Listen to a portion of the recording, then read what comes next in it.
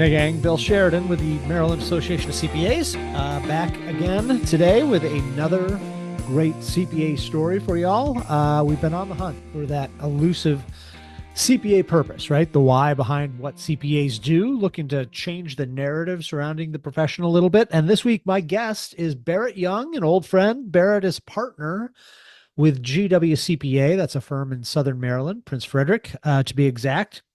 Barrett's purpose, like a lot of folks I've spoken to recently, his purpose has evolved over the years. Well,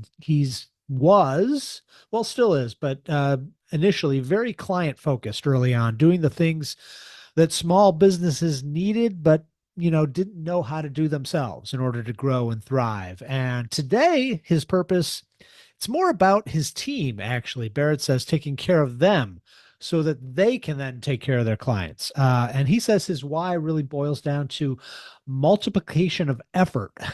He describes it this way. He says his team has an exponentially larger impact than he could have individually. So that's where his focus is today, his team and the collective difference that they're making in the lives of the firm's clients. Great insights this week. I'm going to let Barrett take it from here. Here is Barrett Young with his I CPA always story. joke that both my parents were actually accountants. So my mom was an auditor for the state of California before she came home and raised me and my brother. And my dad was a controller in construction companies my entire life. So I always joke that I went into the Marine Corps because it was the furthest thing from being like my dad that I could think of at the time. uh, but when I was 2 years in the Marines and I met my wife, got engaged to my wife, I knew for us personally, we weren't going to do a career out of it. And so I needed to transfer my college credits somewhere, and a business administration degree was an easy transfer for me. And I looked at accounting and I said, well, I always have been good at math. I've always enjoyed math, so maybe I should stop resisting. And so that's why I picked accounting. And how long was it before you? I mean, I've heard that more than once from folks who say, "Well, I was good at math, and so that's kind of where I gravitated." But I mean, how long was it before you realized, hey, this isn't really about math? Pretty quickly. I never even thought of my dad as a tax preparer. Like, it wasn't until my first tax season working in a public accounting firm that I was like, oh, accountants prepare taxes. Cause I'm like, my dad didn't prepare taxes.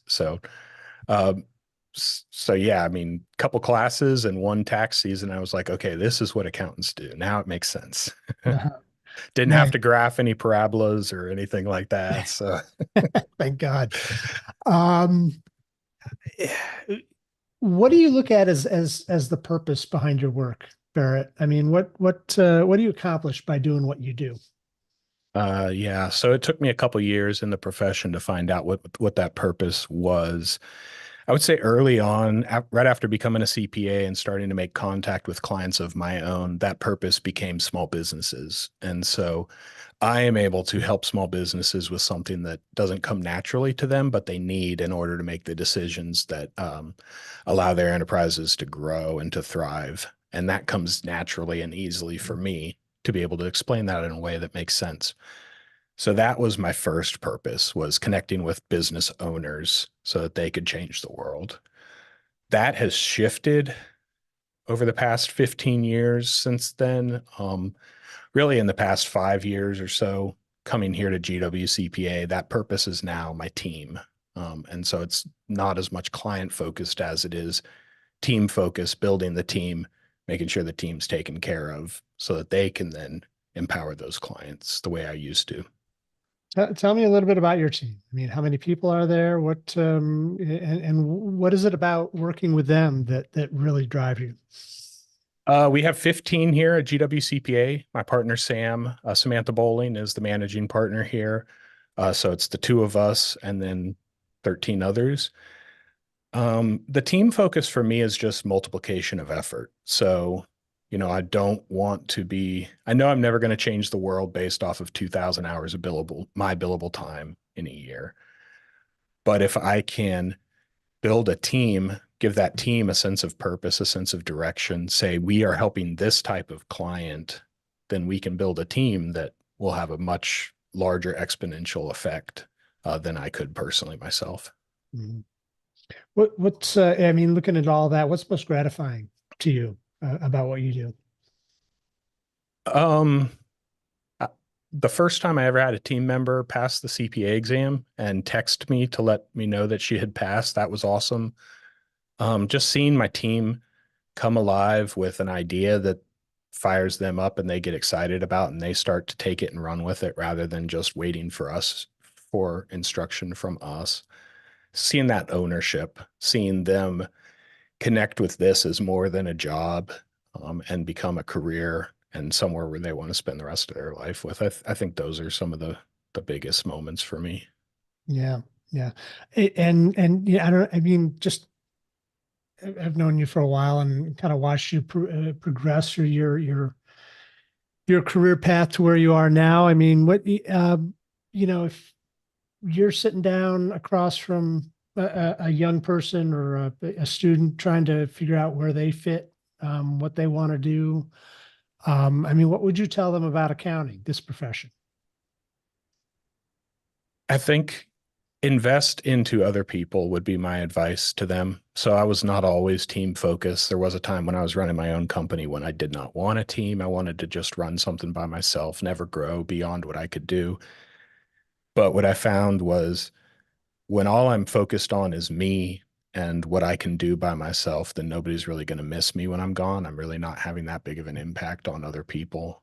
And I think, running a team is hard. Running a team, there are some days that you're just like, why am I doing this? It's not worth it. Shut it all down. But without that difficulty, you wouldn't come to appreciate the other side of it. Those, wow, this is amazing moments.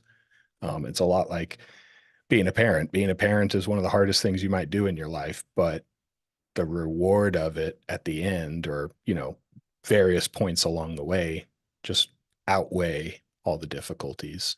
Um, so that would be my recommendation. Yes, you could get rich, you could provide for your family, you could invest into other things outside of your business, but just invest into something, whether it's volunteering, whether it's your community, your team, whatever it might be. Find something bigger than yourself to pour yourself into, and you're going to get a bigger return from it. Yeah. That focus that you've got on what comes next and kind of the leaving a legacy. I mean, I you've got a new podcast, but congratulations on that, by the way. Thank you. And it's focused. Am I correct in saying it's kind of the focus is a little bit on succession? Is that right? Yeah, it is. So our entire firm now is focused on succession planning, leaning into our strength as a 75-year-old CPA firm. Um, and so the podcast is called The Art of Succession, and it is where once in my life I was infatuated with the idea of founders, people who, against all odds, go out and start something from scratch. I'd Mm-hmm. lived that life. Now I'm kind of telling the stories of people who step into someone else's shoes, build on a foundation that someone else laid, and take it and run with it. I mean, the thesis of that podcast is really, um, you're going to be at a better starting point if you buy an existing business or step into an existing business and build off of that than you would be if you start from scratch. So Mm-hmm. Mm-hmm. It seems to tie into a lot of the themes that we've been talking about here this afternoon too, in terms of team focused and thinking beyond what just you can do, but more along the lines of what you're going to leave behind too. yeah, yeah, and like running a team, it's not going to be easy. There's going to be a lot of mess when you step into a business and all the preferences and all the core values and everything that that founder put into it. But I think that if you push through the mess, you find out where the value is in that company, then you're going to be in the better position, and you're going to have a faster impact on people. I stepped into this business and I took over clients from a partner who had retired. And that tax season, I was having very deep discussions with clients who'd been clients here for 30, 40 years, and was able to jump right into those conversations where it might have taken a couple years starting from scratch to be able to get to that point.